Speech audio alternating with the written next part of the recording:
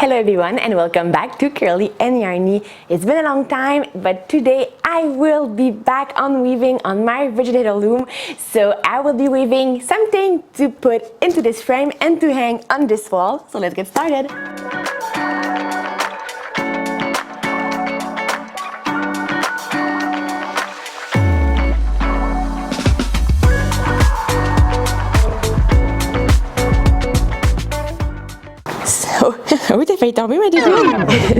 So today's video will be a little bit more like a vlog, so I will be taking you with me as I'm making this project, and I will also be explaining what kind of yarn I'm using and all the specifics of this project as I'm doing the different steps. So let's just get started.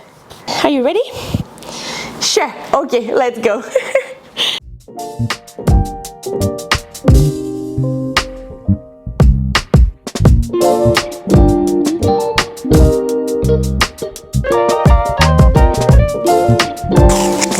Ça, je voulais pas en tout.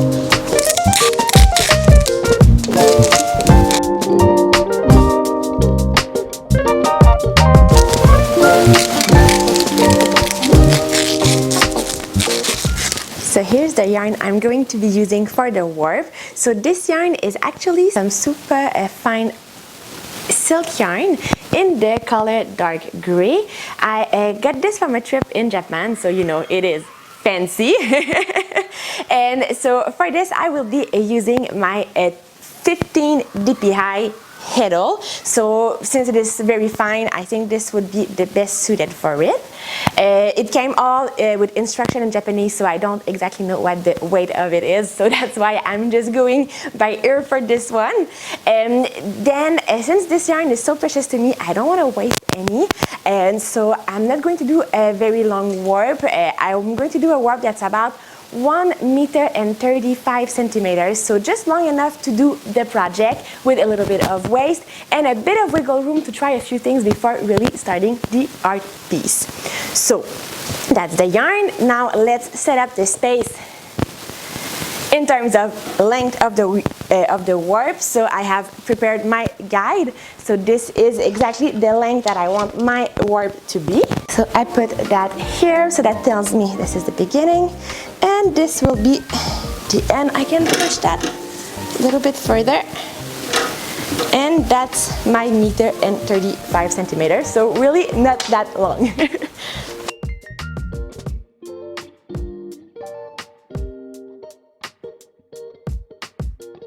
And now for the width of the project, it's going to be about 50 centimeters wide. So this should be enough to fill the whole frame and also have a little bit of wiggle room to attach everything behind the frame.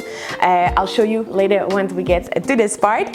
So I have marked the two places where I need to start and finish the warping. So this is pretty much a go now.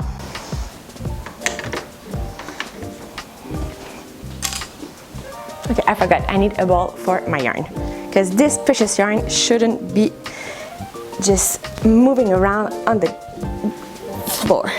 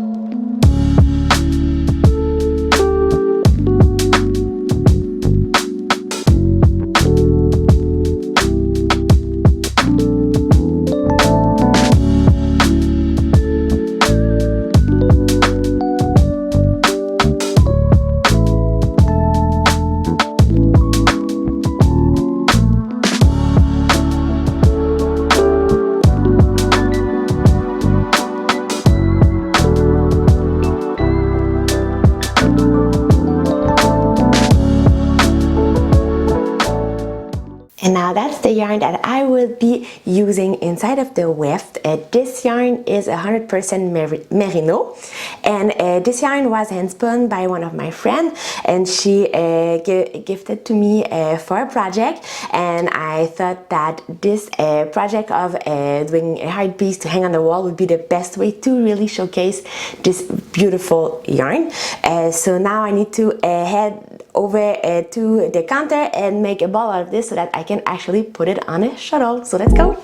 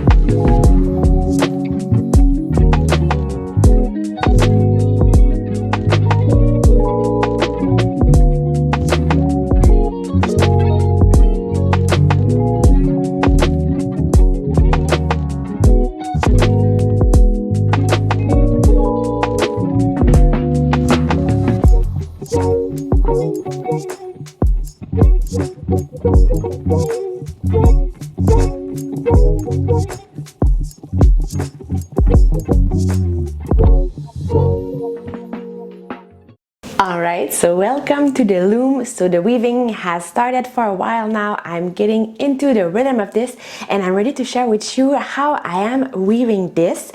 So it's actually really simple. I'm actually doing supplementary weft with pickup stick, with one pickup stick, and I am moving my pickup stick around in order to be creating this kind of a wave pattern. And so I'll explain it more in details as I go, so buckle up and we'll get started. So basically what I have here is that I have two shuttles, one with the beautiful pattern weft and one with the silk, so the same yarn I use into the warp. So the silk yarn is actually my main weft and the pattern is created with the beautiful weft. Before I start, let me just present to you my pickup stick here at the back. So the pickup stick I have here, the way I inserted it, I actually insert always my pickup stick inside of the down position, and I picked up threads that are inside of the slot of the heddle, so those are way more flexible, they can move around, and this is why we are able to pick them up with this stick. So initially I only picked up a section of the warp, which is maybe around 2/3 of the warp, so not half, a little bit more than half, so something like that. I really just eyeballed it and I took a size that looked appropriate to me and I thought that looked nice. The way that I picked up the threads, I actually picked up one of every of the thread for this section. I picked up one warp thread inside of the slot, let one down, picked up one, let one down, and so on. And now if I go into the neutral position, we can see that those are the threads that are lifted and all the other ones stay down. Alright, so now let's get to the weaving. So first of all, I will be weaving two picks with the silk yarn. So this yarn is kind of the structure yarn, so this is what really gives the cloth its cloth identity, as you want. So I do need to make a few of them to be able to keep everything together and tight. So I do two picks, very simple. So I always do the first one in the up position.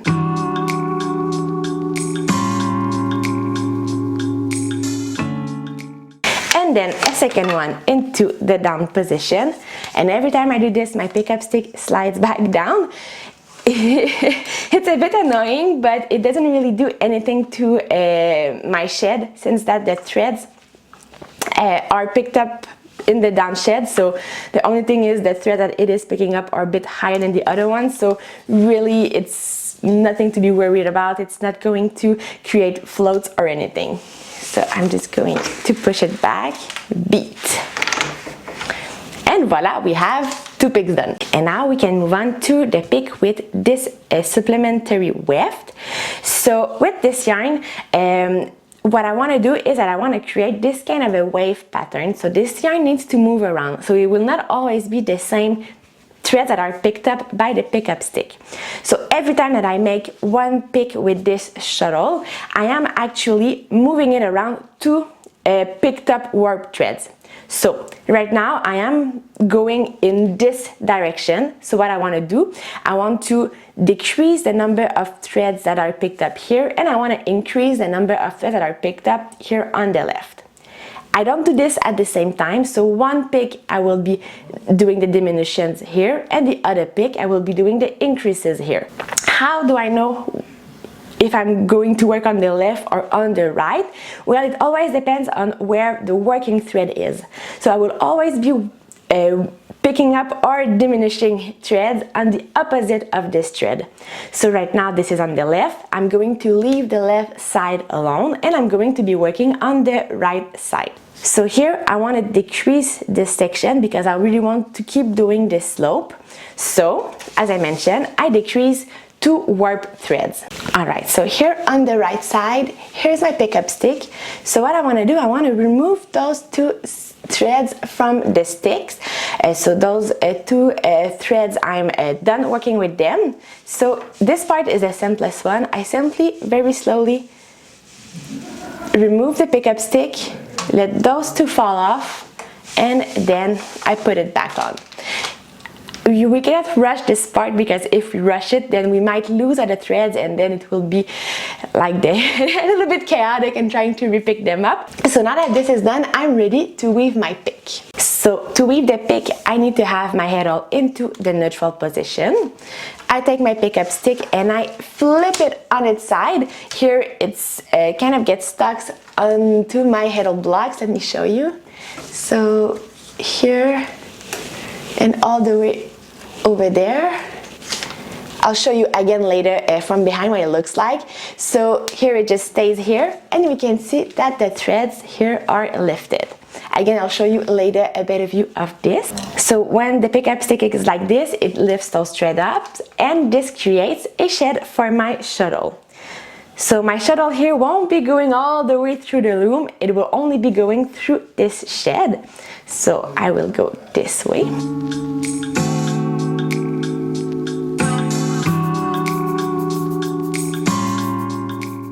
And now to complete the whole sequence of the pattern, I'm going to redo the same thing, but this time I'm going to show you what I do when I increase here on the left side.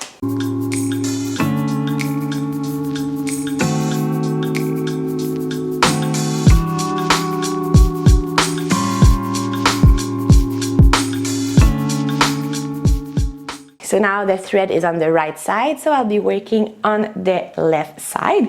And here, as I mentioned, I want to increase. I want the slope to go this way. So I will want to be picking up 2 more threads with my pickup stick. So how I'm going to do this? Well, it's very hard to do it when I'm in the neutral position. So I will need to go back into the down position, and I will need to figure out which threads I want to pick up. So I know that I want to skip one, pick one, pick one. Let me do it again. So I know that I want to skip one, pick up one, skip one, pick up one. So with my finger in front of the heddle, I find it easier to do it this way. I'm going to pick this one up, let the next one down, pick the other one up with my finger, then let the other one down, and now we can see that the threads of the pickup stick that are already picked up are highlighted, so they are a little bit higher. So with my finger I go underneath a few of them. This will be very helpful when navigating the pickup stick, and this way we're sure not to lose any threads. So now this is the most delicate operation, so I need to slide the pickup stick back to the right in order to be able to pick those threads again. So here I need to be very careful, because when I'm doing this, the threads here on the edge are very easy to lose, but since that I have them with my finger, it should be okay. So here we go. I slid it back underneath, so now the two threads I wanted to be picked up are picked up. So what I can do now is that I can go back into the neutral position, put my heddle here. So I put it up, I put it on its side, and it locks on my heddle block. So I have this new shed created, and I can throw my shuttle in.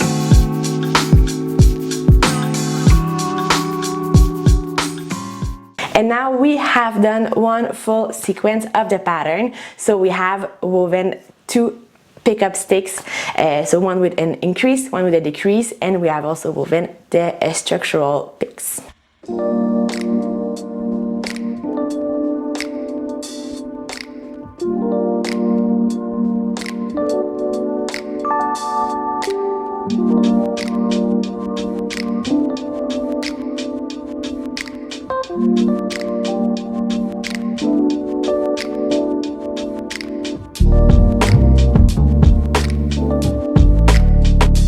I would be now ready to do the pick with the supplementary weft.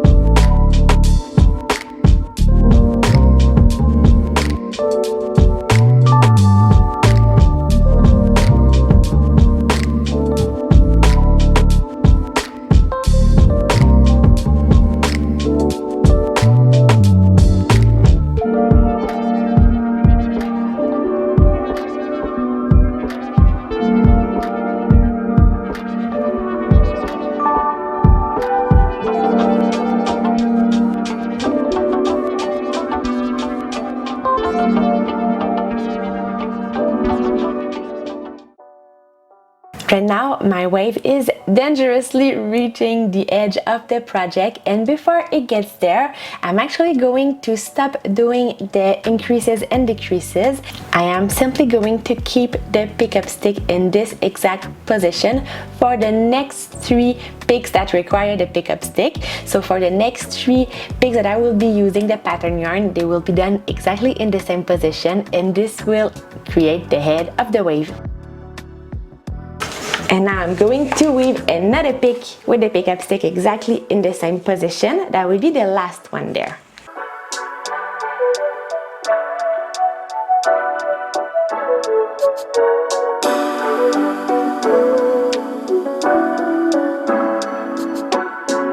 So I will be ready for the next pickup stick pick to go to move the pickup stick around.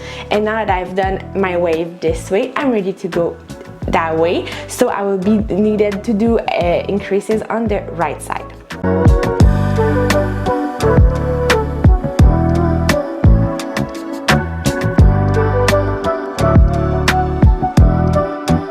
So there we go, we've now shifted the direction of the arrow.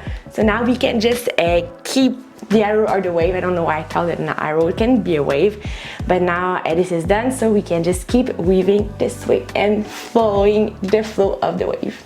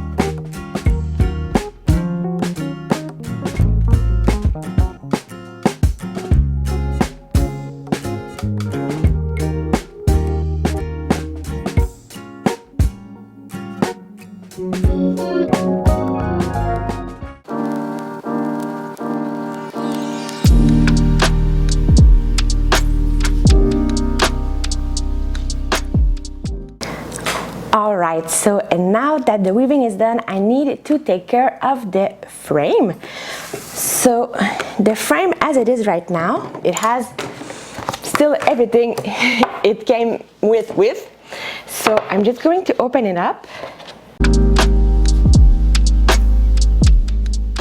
Let's remove this one. So here we have a piece of cardboard. There's this piece of paper that is basically saying what kind of frame this is. I don't need that. Then there's this other sheet of paper that just puts a cute image to sell more frames, I guess. I also don't need that. And here we have the plastic, which is decent, but I don't really want to keep this. I want my handwoven piece to be free of any kind of obstruction, so I'm not going to keep that either. So this leaves me with only this cardboard here, and if I would put my piece right on top of it, it wouldn't really be looking as I want it to look. It just looks a little bit bleh.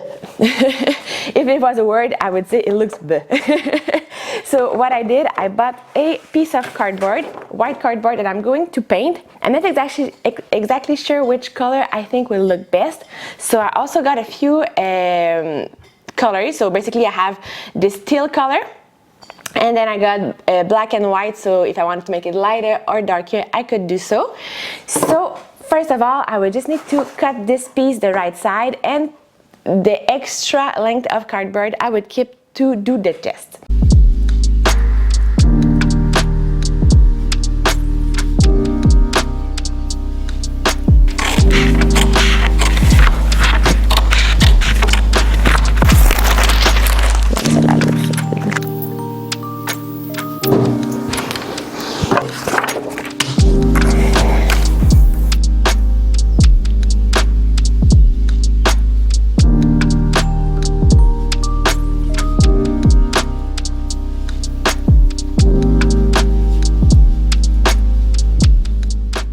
So after long consideration, and I also asked for the advice of a totally neutral person, my boyfriend, we decided that this one was the one that looked better in the background. So I'm going to remix my colors a lot, a lot of them, in order to be able to get as close as possible to this and to have enough to paint the whole piece of cardboard. So let's start mixing.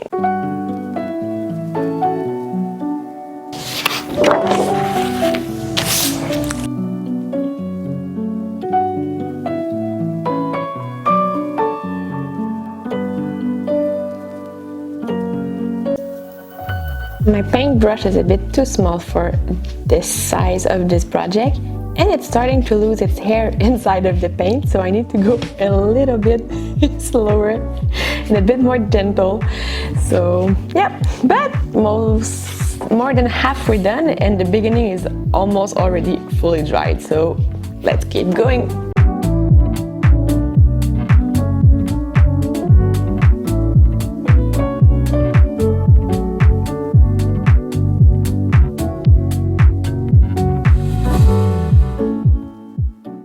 So now I got the frame, still got this cardboard, I have the painted piece of cardboard, and the hand woven piece that has been wet finished.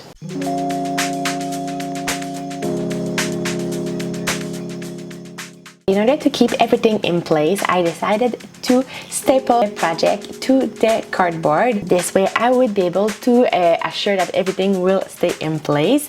And the good thing is on my frame there is a rim that is hiding the staple, so this is now a secret between you and me.